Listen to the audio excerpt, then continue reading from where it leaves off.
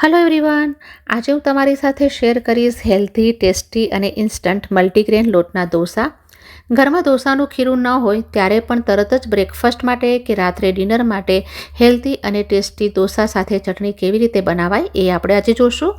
હું અહીંયા જે રીતે ઢોસાનું ખીરું બનાવવાનું બતાવીશ એ રીતે તમે ખીરું બનાવશો તો એકદમ રૂ જેવા સોફ્ટ ઢોસા પણ બનાવી શકશો અને સાથે ક્રિસ્પી ઢોસા પણ બનાવી શકશો. એક જ ખીરામાંથી બે પ્રકારના ઢોસા બનાવી શકાય છે અને ચટણી પણ ખૂબ જ સરળતાથી તૈયાર થઈ જાય છે અને ખૂબ જ ટેસ્ટી લાગે છે. તો આ વિડીયો જોઈને તમે પણ જરૂરથી ટ્રાય કરજો. તો ચલો વધારે ટાઈમ લીધા વગર તરત જ આ ઢોસા અને ચટણી કેવી રીતે તૈયાર કરવી એ જોઈ લઈએ. સૌથી પહેલાં ઢોસાનું ખીરું બનાવવા માટે એક વાટકી લો કાં તો એક કપ લો. એમાં અડધો કપ મીડિયમ સાઇઝના પૌવા નાખો. બહુ જાડા કે બહુ પાતળા પૌવા ના લેવા, મીડિયમ સાઇઝના પૌવા લેવા. હવે આ પૌવાને 2-3 વાર સારી રીતે ધોઈ લેશું અને એનું બધું પાણી કાઢી નાખશું. પાણી કાઢ્યા પછી આ અડધો કપ પૌવા ગ્રાઇન્ડિંગ જારમાં એડ કરશું. હવે એમાં 1/4 કપ રાગીનો લોટ નાખશું. અહીંયા હું બધા જ માપ મેઝરિંગ કપથી બતાવી રહી છું. તમે ઈચ્છો તો ઘરમાં રહેલી કોઈ પણ વાટકી કે ગ્લાસને માપ તરીકે લઈ શકો છો. ત્યારબાદ એમાં નાખશું 1/4 કપ ચોખાનો લોટ. એનાથી ક્રિસ્પીનેસ બહુ સરસ મળશે. 1/4 કપ નાખશું બેસન.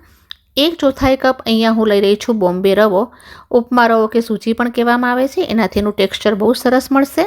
અને 1/4 કપ લઈશ ઘઉંનો લોટ. એનાથી બાઇન્ડિંગ બહુ સરસ મળશે. તમે રાગીના લોટની સાથે જુવારનો લોટ પણ લઈ શકો છો. હવે એમાં નાખશું અડધો કપ દહીં. તમે એક ખાટું દહીં નાખી શકો છો અથવા તાજું દહીં પણ નાખી શકો છો. જો ફ્રીઝમાં રાખેલું દહીં હોય તો વધુ સારું, કારણ કે ખીરું ગ્રાઇન્ડ કરતી વખતે ગરમ નહીં થાય અને બહુ સરસ બનશે. હવે એમાં 1 કપ જેટલું પાણી એડ કરશું. સાથે સ્વાદના અનુસાર મીઠું એડ કરશું અને 1 ટીસ્પૂન જેટલી ખાંડ નાખશું. ખાંડ નાખવાથી ઢોસાનો રંગ બહુ સરસ આવે છે. જો તમને ખાંડ નાખવી ન હોય તો એને સ્કીપ પણ કરી શકો છો. હવે આ બધું નાખ્યા પછી ખીરું એકદમ સ્મૂથ ગ્રાઇન્ડ કરી લેવાનું છે. પૌવા પણ સારી રીતે ગ્રાઇન્ડ થઈ જવા જોઈએ. જો તમે મેં બતાવેલા માપ પ્રમાણે પાણી નાખશો તો ખીરું આ જ કન્સિસ્ટન્સીમાં તૈયાર થશે. હવે આ ગ્રાઇન્ડ કરેલું ખીરું એક મિક્સિંગ બોલમાં કાઢી લઈએ. 1/4 કપ જેટલું પાણી નાખીને જારને વોશ કરી અને પાણી પણ આ ખીરામાં ઉમેરી દઈએ. હવે ખીરાની કન્સિસ્ટન્સી આ રીતની રહેશે. હવે સારી રીતે મિક્સ કર્યા પછી એને 5 થી 10 મિનિટ માટે એક બાજુ મૂકી દઈએ અને આ 5 મિનિટની અંદર આપણે ઢોસા સાથે ખાવા માટે એકદમ ઇઝી અને ટેસ્ટી ચટણી બનાવી લઈએ. આ ચટણી બનાવવા માટે એક મિક્સિંગ જાર લેશું. એમાં અડધો કપ જેટલા દાળિયા નાખશું. આને શેકેલી ચણાની દાળ અથવા ચટણી દાળ પણ કહેવામાં આવે છે. હવે એની અંદર થોડીક હિંગ એડ કરશું. સ્વાદના પ્રમાણે મીઠું એડ કરશું અને 2 સ્પાઇસી લીલા મરચાં એડ કરી રહી છું. તીખાશ તમે તમારી પસંદગીના પ્રમાણે એડ કરી શકો છો. હવે આમાં બીજું કંઈ જ પણ નાખ્યા વગર આ બધું એકદમ બારીક પાવડર જેવું ગ્રાઇન્ડ કરી લેવાનું છે. તો જો એકદમ બારીક પાવડર ગ્રાઇન્ડ થઈને રેડી થઈ ગયો છે. આ રીતનું ટેક્સચર મળવું જોઈએ. પછી એમાં થોડું વધારે પાણી ઉમેરો અને ચટણીને સારી રીતે ફરીથી એકદમ સ્મૂથ અને થોડી પાતળી રહે એવી રીતે ગ્રાઇન્ડ કરવાની છે. આ ચટણી પાતળી હોય તો જ વધારે ટેસ્ટી લાગે છે. હવે જો આ રીતે સ્મૂથ અને પાતળી ગ્રાઇન્ડ કરેલી ચટણીને એક બોલમાં આપણે ટ્રાન્સફર કરી લઈએ. આ ચટણી તમે એમનેમ પણ ખાઈ શકો છો, પણ આપણે આજેનો વઘાર કરશું. તો આ ચટણીને વઘાર કરવા માટે ગેસની ઉપર મેં તડકા પેન મૂકી દીધું છે અને એની અંદર 1 ટેબલસ્પૂન તેલ એડ કર્યું છે. તેલ ગરમ થઈ જાય એટલે એની અંદર રાઈ, જીરું, અડદની દાળ, ચણાની દાળ, કઢી પત્તો અને 1 સૂકું લાલ મરચું નાખી અને તેલની અંદર એડ કરી દેશું. બધી વસ્તુને મિક્સ કરી લેશું અને આ વઘારના દાણાને લો ફ્લેમ પર સરસ રીતે ફ્રાય કરશું. દાળો પણ સરસ રીતે શેકાઈ જવી જોઈએ, ગોલ્ડન બ્રાઉન કલર આવી જવો જોઈએ.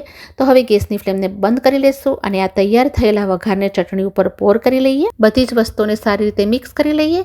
ખૂબ જ સરસ ટેસ્ટી ચટણી તૈયાર થાય છે અને આ ચટણી માત્ર 2 મિનિટમાં જ તૈયાર થઈ જાય છે. સ્વાદમાં ખૂબ જ સરસ લાગે છે. તો બેટરને પણ ચેક કરી લઈએ. બેટરે પણ સારો એવો રેસ્ટ લઈ લીધો છે. હવે એની અંદર હું 1 પિંચ એટલે કે 1/4 ટીસ્પૂનથી પણ ઓછું બેકિંગ સોડા નાખીશ.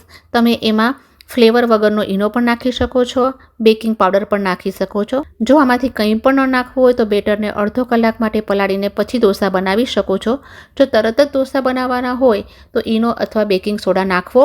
તવાને હાઈ ફ્લેમ પર ગરમ કરી નાખશું. તવો ગરમ થઈ જાય પછી ગેસની ફ્લેમને મીડિયમ કરશું અને થોડું પાણી છાંટી ટીશ્યુ પેપરથી તવાને સાફ કરી લેશું. સૌથી પહેલાં હું ક્રિસ્પી ઢોસો તમને બતાવવાની છું. બેટરમાંથી 1 થી 1.5 ચમચા જેટલું બેટર લઈ અને એક સર્ક્યુલર મોશનમાં આપણે એને સ્પ્રેડ કરશું.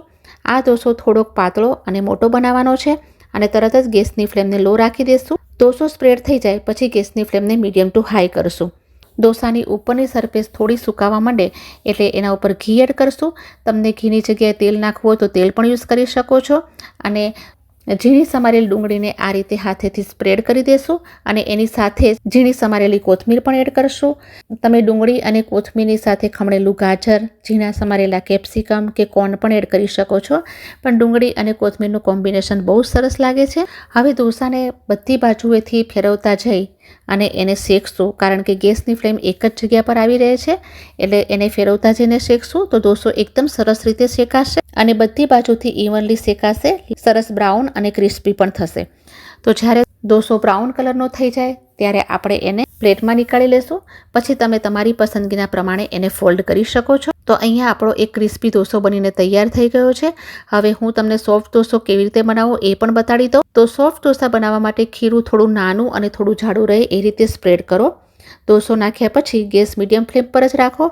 જ્યારે ડોસાની ઉપરની સરફેસ સુકાઈ જાય ત્યારે ઘી લગાવો. ઘી લગાવ્યા પછી ડોસો એક બાજુ સરસ રીતે શેકાઈ જાય તો એની બીજી બાજુ ફ્લિપ કરી લો અને બીજી બાજુ પણ એને શેકી લો. ગેસની મીડિયમ ફ્લેમ જ રાખવાની છે. હવે ડોસો તૈયાર છે. આ રીતે બંને બાજુ શેકશો તો ડોસો એકદમ સોફ્ટ બનશે. અને હવે આ ડોસાને પણ સર્વિંગ પ્લેટમાં કાઢી લઈએ. ક્રિસ્પી ડોસા માટે તેને માત્ર એક જ બાજુથી શેકવો. જો બીજી બાજુ ફેરવીને શેકશો તો ડોસો થોડો સોફ્ટ થઈ જશે. હવે આ રીતે ડોસાને આપણે સર્વિંગ પ્લેટમાં કાઢી લીધા છે. તો આ જ રીતે તમે બીજા ક્રિસ્પી ડોસા પણ બનાવી શકો છો. તો એક જ ખીરામાંથી ક્રિસ્પી ડોસા પણ બનાવી શકો છો અને સોફ્ટ ડોસા પણ બનાવી શકો છો. તમને જે રીતે ગમે તે રીતે તરત જ ખીરું બનાવી અને ડોસા તૈયાર કરી શકો છો. અને આ ડોસા સાથે આપણે જે બનાવેલી ચટણી છે એ ખૂબ જ સરસ લાગે છે. આને નીર ચટણી તરીકે પણ ઓળખવામાં આવે છે, કારણ કે આપણે આની સાથે સાંભાર કે કોઈ પણ લિક્વિડ સર્વ નથી કરી રહ્યા. તો આ ચટણી પણ તમને બહુ જ સરસ લાગશે. તો તમે પણ જરૂરથી બનાવજો. Thanks for watching.